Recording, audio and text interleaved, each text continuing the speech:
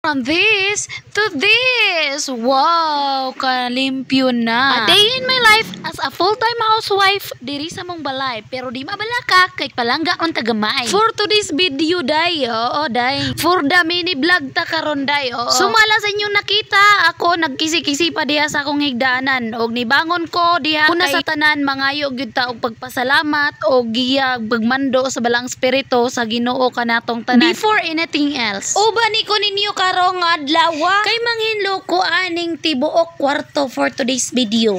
Kay dili na makaya ang baho sa RET nga ilang pupo og ang ilang mga wiwi. Kay ugwa pa nalibang, ugwa nang ihiaw, di ni malimpyuhan. Bitaw karon bitaw nangita jud kog iring para ma-minimize nining RET di sa balay. Kinsay nay iring dira o cat char. Tagay ko ninyo kay hadlok ba yaning RET makakauntag hugaw nila. Ug human na dayon ko og pamilo ako sa ibalhin diri sa bangko. Ipilo na din ako akong bedsheet on niya ako na din ning isa kani ako ang pom aron nga akong masilhigan. Di ta magdali, di po ta magdugay.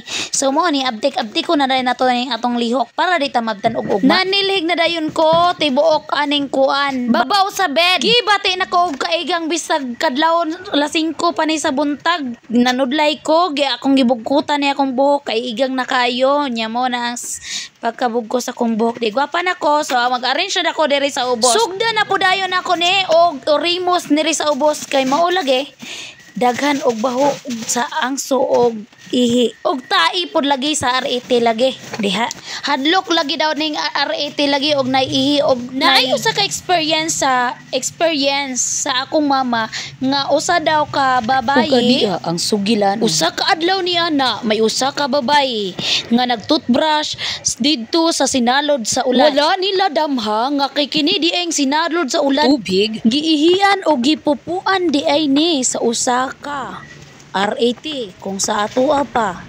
ilaga. Matod pa sa sugilanon kini nga bata na hospital kini og nagsakit kini. Ug dayon sa kapila ka bulan nga iyang pagsakit nawad-an kini sa iyang ginhawa og kini namatay. Ug maura na atong sugilanon ining buntaga. Ang lesson nato nga makuha atong suliran mao ang kailangan gyud ta nga maging alerto, maglimpyo ug dapat ang atong mga gamit naka-safety, nakasirado para makalikay ta sa mga sakit ug kagaw sa mga mananap. Syempre dili nato walaon ang atong pagngayo og maayong panglawas diya sa atong buhi nga Dios. Balik ta sa ako ang trabaho.